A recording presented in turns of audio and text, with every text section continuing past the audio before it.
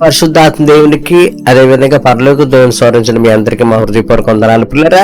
యువతి కాల సమయం మరొకసారి ఆయన పరలోక దేవుని స్వరం ద్వారా దేవుడి విలువైన మాటలు మనం విందో ఆ మాటలు మనకు ఆశ్చర్యకరంగా దేవునికరంగా ఉంటాయి కనుక ప్రతిరోజు శుభోదయాన నువ్వు లేచిన వెంటనే ఈ దేవుని యొక్క వాక్యాన్ని విని నీ జీవితాన్ని ప్రారంభించు. ఉదయకాలంలో నీ ప్రార్థన వాక్యదానం అయిపోయిన తర్వాత ఈ వాక్యాన్ని ధ్యానం చేయి. దేవుడు అద్భుతమైన విజయాలు మనకు అనుగ్రహించే దేవుడే ఉన్నాడు. ఒకే ప్రార్థన చేసి వాక్యాన్ని ధ్యానం చేసుకుందాం. ఉదయకాల సమయంలో నువ్వు మాతో మాట్లాడుతున్న విధానం బట్టి నీ కొందనాలు, ప్రతిరోజు నీ అమూల్యమైన స్వరం వినిపించి నువ్వు మాతో మాట్లాడుతున్నావు, అందుబట్టి నీ కొందనాలు చెల్లించుకుంటున్నాను తండ్రి. కృప చూపి నడిపించి మరొకసారి ఉదయకాల సమయంలో మాతో మాట్లాడమని ఏస్తున్నామని వేడుకొంచున్నాను తండ్రి, ఆమేన్. ఓకే ప్రియరా, కీర్తన గ్రంథం కీర్తన 7వ వచనం చూసినట్టయితే కొందరు రథములు బట్టి కొందరు గుర్రములను బట్టి అతిశయపడతారు, మనమైతే మన దేవుడిని యెహోవా నామం బట్టి అతిశయపడతాం. వారు కృంగి నేల మీద పడి ఉన్నారు, మనం లేచి చక్కగా నిల్చున్నాం. ఏసునామం దొరుకును గాక. కీర్తన గ్రంథం కీర్తన 7వ వచనం.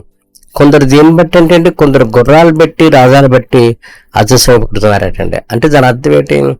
ఈ లోకంలో చాలా మంది ఇటువంటి అతిశయం ఉంటది. ఏంటి అతిశయం అంటే, మేము చాలా అందంగా ఉన్నాం, మేము ఆరోగ్యంగా ఉన్నాం, మేము ఎత్తుపడి ఉన్నాం, లేదంటే మాకు చాలా వెండి బంగారాలు ఉన్నాయి, చాలా మేడమిద్దులు ఉన్నాయి, చాలా ఆస్తిపాస్తులు ఉన్నాయి, లేదా ఊరంతా మా చుట్టాలు బంధువులే, మాకేంటని వారికి కలిగి ఉన్న ఆస్తు పాస్తులు బట్టి వాళ్ళు ఏం చేస్తారంటే అతిశయపడతారు. దేవుని కృపను బట్టి ఒక వెండి బంగారాలు మేడమిద్దులు విస్తారమైన కలిగి ఉంటే దేవుని కృపను బట్టి ఈ రోజు స్థితిలో ఉన్నాను అనుకోవాలి. ఎందుకంటే ఇప్పుడు దేవుని కృప లేకపోతే ఈ రోజు స్థితిలో ఏ ఒక్కరు ఉండరు. ఈ రోజు భూమి మీద ఎలా ఉన్నా ఉంటుంది ఎవరి కృప అంటే దేవుని కృప. వెండి బంగారం మేడ మీద ఆస్తుపాస్తులు పేరు ప్రఖ్యాతులు ఇవన్నీ ఉన్నాయంటే దేవుని కృపే. అంతేగాని నీ సొంత శక్తి చేత బలం చేత ఈ వెండి బంగారులు ఆస్తుపాస్తులు మేడమిద్దులు ఈ పేరు ప్రఖ్యాతులు కలిగి ఉన్న ఇవన్నీ నావాలనే అని అనుకోకు. ఎందుకంటే పిల్లరా, సృష్టికర్తని దేవుడు ఆయన ఇవ్వకుండా ఏది మనం పొందలేము. ఆయన దాస్తే మనం పొందలేము, ఆయన ఇస్తే దాన్ని ఎవరు కూడా ఆపలేరు. కనుక మనకి ఈ లోక సంబంధం ఆస్తిపాస్తులు మేడవిత్తులు పెట్టి మనం ఇప్పుడు కూడా ఏం చేయకూడదు ఏంటండి, అతిశయించే గుణము ఏ రోజు కూడా ఉండకూడదు. పౌలు అంటాడు, నేను ఏమై ఉన్నానో అది దేవుని కృపే అంటాడు. అంటే ఈ రోజు స్థితిలో ఉన్నానంటే అది ఎవరి కృప అంటే దేవుని కృపే. కనుక నా ప్రియ సహోదరి సహోదరుడా, నువ్వు దేవుని బట్టి కూడా అతిశయించగలదు. ఇర్మియా గ్రంథంలో కూడా అంటాడు కదా, సూర్యుడితోని బట్టి ఐశ్వర్యవంతుడు తన ఐశ్వర్యాన్ని బట్టి తన జ్ఞానాన్ని బట్టి అతిశయించకూడదు. అతిశయించడం ఎవరి వల్ల అతిశయించాలనగా భూమి మీద కృప చూపుతూ నీతి న్యాయాన్ని అనుసరించున్న ఆ దేవుని బట్టి అతిశయించాలి. కనుక దేవుడు ఉన్నాడు, సృష్టికర్తను ప్రభువు నాతో ఉన్నాడు అని అతిశయం మనలో ఉండాలి. కానీ ఈ లోకంలో ఏది దేన్ని బట్టి కూడా నువ్వు అతిశయించకూడదు. అంటే అది వెండి పెట్టో, బంగారు పెట్టో, ఆస్తుపాస్తులు పెట్టో, మేడమిద్దులు పెట్టో, లేదా అందచందాలు పెట్టో, పేరు ప్రఖ్యాతులు పెట్టో, ఇవి నాకు ఉన్నాయి అనే అతిశయం నువ్వు జీవితంలో ఏ రోజు కలిగి ఉండకూడదు. నీకు ఒక అతిశయం ఉండాలి, ప్రభు నాతో ఉన్నాడు, ఆ సృష్టికర్త దేవుడు నాతో ఉన్నాడు అనే ఒక్క అతిశయం మాత్రమే కలిగి ఉండాలి. కానీ అది తప్పితే వేరే అతిశయం నీకు ఉండకూడదు. అంటే ప్రతిసారి కష్టమైన సుఖాన్ని జ్ఞాపకం చేసుకోవాల్సింది ఎవరినంటే దేవుని జ్ఞాపకం చేసి, దేవుని కృపబట్టి ఈ రోజు స్థితిలో ఉన్నాను అని అనుకోవాలి. కానీ నాకున్న ఆస్తిపాస్తులు పెట్టి, నాకు నిండు బంగారులు పెట్టి, నాకున్న మేడమిద్దులు పెట్టి, నాకున్న బంధుమిత్రులు పెట్టి, స్నేహితులు పెట్టి ఈరోజు ఇలా ఉన్నాను అనేటువంటి ఆలోచన నీకు ఎప్పుడు రాకూడదు. ఒకవేళ ఆలోచన వచ్చిందంటే నీకు కలిగి ఉన్న దాన్ని బట్టి నువ్వు ఆశిస్తున్నట్టు లెక్క. అందుకే నీకు కష్టమైన సుఖాన్ని మొట్టమొదటి నీకు జ్ఞాపకం రావాల్సింది ఎవరంటే ఆ సృష్టికర్త దేవుని బట్టి ఈ రోజు ఈ స్థితిలో ఉన్నాను, ఆయన కృపను బట్టి ఈ రోజు స్థితిలో ఉన్నానని ఆయన సృష్టికర్త దేవుడి జ్ఞాపకం రావాలి. కానీ నీకున్న వెండి బంగారం మేడ మీద ఆస్తి వచ్చినాయి అంటే నువ్వు దేన్ని బట్టి అతిశయిస్తున్నావు అంటే నీకున్న దాన్ని బట్టి అతిశయించావని నువ్వు తెలుసుకోవాలి. చాలా మంది అతిశయిస్తారు కానీ వాళ్ళకి తెలియదు దేన్ని బట్టి అతిశయిస్తున్నావు. నీకు కష్టమైన సుఖమైన దేవుడి జ్ఞాపకంతో నువ్వు దేవుని బట్టి అతిశయించినట్టు లెక్క. దేవుని కృప బట్టి ఈ రోజులో ఉన్నాను అంటే దేవుడిని అతిశయించినట్టు.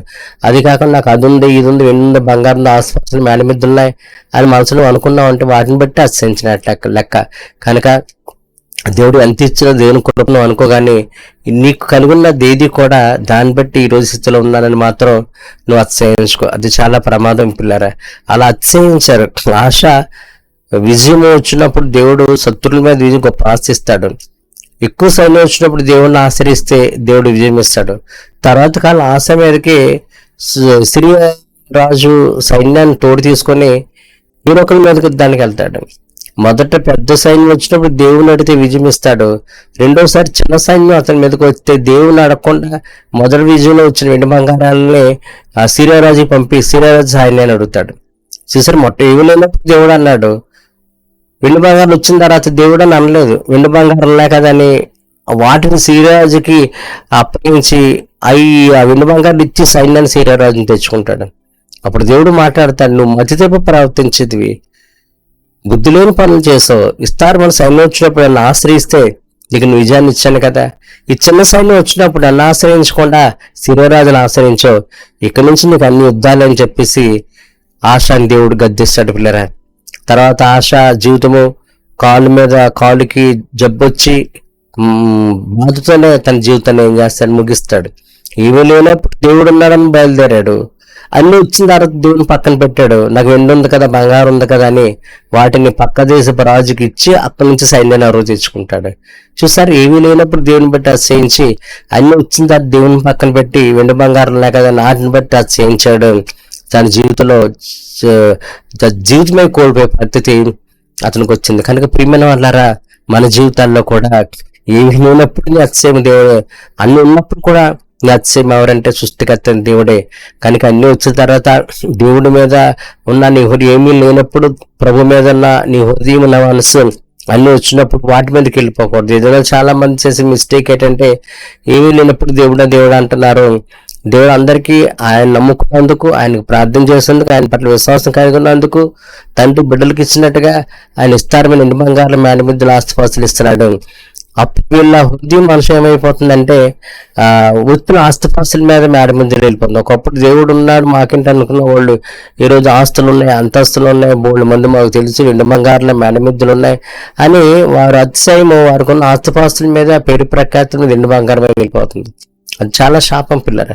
పరిశుద్ధ గ్రంథంలో అనేక మంది అలా చేసే నష్టాలు శ్రమలు కొత్తేస్తున్నారు. కనుక నువ్వు దేవుని కృపండి ఎంత గొప్ప స్థితికి వెళ్ళినా సరే దేవుడి వల్ల ఈ రోజు స్థితిలో ఉన్నాను, దేవుణ్ణి అతిశయించు, దేవుని బట్టి అతిశయించు, బతినంతకాలం దేవుడికి వినయం కలిగి విధేయత కలిగి జీవించు.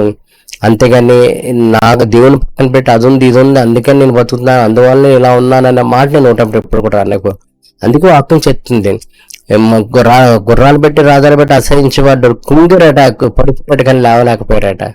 అంటే ఆస్తుపాస్తులు మేడ మీదలు ఉన్నాయి అని అసహించిన వాళ్ళు శ్రమలు వచ్చినాయంట, ఆ శ్రమల నుంచి బయటకు రాలేకపోయారంట. వాక్యం తెలుసు కదా సామెతల్లో, ఒగ్గురిత జన్మందు ఆస్తి అక్కడికి రాదు, రక్షించుడు గుర్రములు అద్దే కానీ రక్షణ యెహోవా ఆధీనంలో ఉంది.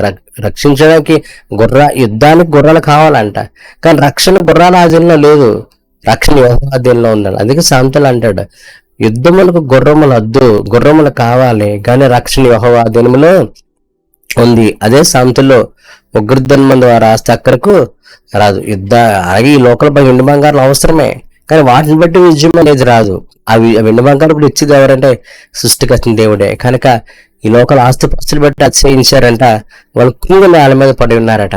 అంటే లోకల్ ఆస్తిపాస్తులు మేడబిద్దులు బట్టి అతిశయించడానికి శ్రమలు వస్తే అందులోంచి బయటకు రావడానికి వాళ్ళ ఆస్తిపాస్తులు మేడబిద్దులు ఎండు బంగారాలు ఎందుకు ఉపయోగపడలేదంట, వాళ్ళు పైకి లేవలేకపోయారట.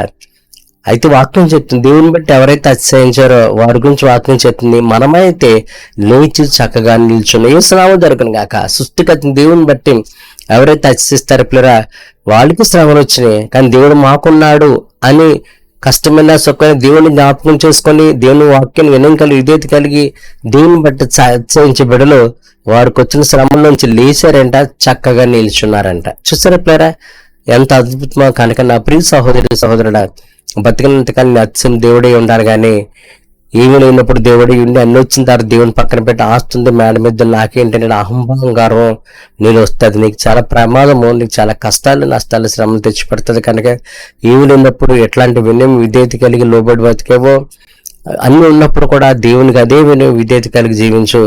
బతికినంతకాలం దేవుని బట్టి అతిశయించు. అప్పుడు ఎన్ని శ్రమలు వచ్చినా సరే బయటకు తీసుకొచ్చే శక్తి సామర్థ్యాలు సృష్టికర్త దేవునికి ఉన్నాయి. అలా కాకుండా ఏమీ లేనప్పుడు దేవుడు అని అన్నీ ఉన్నప్పుడు వాటిని బట్టి అతిశయించావు అనుకో, నీ కష్టకాలంలో నీ శ్రమల కాలంలో నువ్వు దేవుని బట్టి అతిశయించవు, దానివల్ల నువ్వు పైకి రాలేవు. అవి నీవు పడిన స్థితి నుంచి నీకున్న ఆస్తిపాస్తులు మేడ మీద పైకి తీసుకురాలేవు. కనుక వాటిని బట్టి ఇప్పుడు అతిశయించుకు. సృష్టికర్తను దేవుని బట్టి అతిశయించు. ఈ దేవుని బట్టి అతిశయిస్తే ఎన్ని కష్టాలు వచ్చినా సరే ఆ కష్టాల నుంచి దేవుడు నిన్ను బయటకు తీసుకొచ్చి విజయవంతమైన జీవితాన్ని ప్రభు నీకు ఇస్తాడు. కనుక నువ్వు బ్రతికినంత కాలం కూడా సృష్టికర్తను దేవుని బట్టి అతిశయించు. పౌలు అన్నట్టుగా నేను ఈ రోజు స్థితిలో ఉన్నానంటే దేవుని కృపే, నా గొప్పతనం ఏమీ లేదని అనుకో. నీకున్న ఆస్తిపాస్తులు ఉన్నా సరే లేనట్టుగా జీవించు. అంటే లేనప్పుడు అలా, ఉన్నప్పుడు కూడా అలాగే ఉండు. ఉన్నావు, ఈ ఆస్తి వెనుబంగా ఉన్నాయి అనే భావం లేకుండా జీవించు.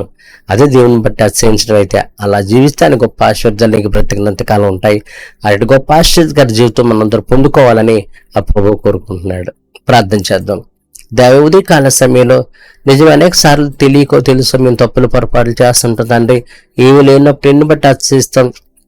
అన్ని ఉన్నప్పుడు మాకు అది ఉంది ఇది ఉందని అనుకునే గుణం మాలో ఉందేమో నాయన, దయతో మమ్మల్ని క్షమించి అటువంటిది ఏమీ లేకుండా బ్రతికినంత కాలం ఏమున్నా లేకపోతే నిన్ను బట్టి అతిశయించి నీ కాపుదల్లో నీ భద్రత బ్రతికినంత కాలం మేము మా కుటుంబ సభ్యులు ఈ మాటలు వింటున్న అందరూ కూడా ఉండటం కృప చూపమని ప్రార్థిస్తున్నాం తండ్రి. ఎవరు ఏ స్థితిలో ఏ పరిస్థితుల్లో ఉన్నా, ఎవరు ఏ కష్టంలో ఇరుకులో ఇబ్బంది ఉన్నా వాళ్ళందరి కోసం ప్రార్థిస్తున్నాం. ప్రభు మీరు సహాయం చేయండి, వారందరిని ఆదుకోండి, ఆదరించండి, ఓదార్చండి, బలపరచండి, ధైర్యపరచండి. ఎంతో మంది వివాహం కాని వారు ఉన్నారు, వాళ్ళ కోసం ప్రార్థిస్తున్న వివాహం చేయి. నిరుద్యోగంతో ఉన్న బాధపడుతున్నారు, వాళ్ళకి ఉద్యోగం దయచేయండి. వ్యాపారంలో ఒడిదొడుకులతో బాధపడుతున్నారు, వాళ్ళకి సహాయం దయచేయండి. అనారోగ్యంతో ముట్టి స్వస్థపరచండి. గర్భం లేని బిడ్డలు ఎంతో మంది ఉన్నారయ్యా, వారందరికి గర్భఫలం దయచే. గర్భంతో ఉన్న బిడ్డలకి సుఖమైన ప్రసవం దయచే. ఇట్రీతిగా ప్రతి ఒక్క బిడ్డ విషయంలో ప్రార్థిస్తున్నాం. అలాగే బిడ్డలు రాకపోకలు వాళ్ళ బంధుమిత్రులు రాకపోకలు తోడుకుండండి. ఎవరికి ఇటువంటి శోధనకి లేకుండా కాచి కాపాడమని నా జడగేసి క్రీస్తున్నామన్న వేడుకొంచున్నాను తండ్రి, ఆమేన్. ఓకే పిల్లరా, ఈ పరలోక దేవుని స్వరంతో ప్రతిరోజు ప్రభు మీతో మాట్లాడుతున్నాడు. మీ అందరి కోసం ప్రార్థిస్తాం. సంతోషంగా ఆనందంగా ఉండండి పిల్లరా. ఓకే, మీ అందరికీ మా హృదయపూర్వక వందనాలు.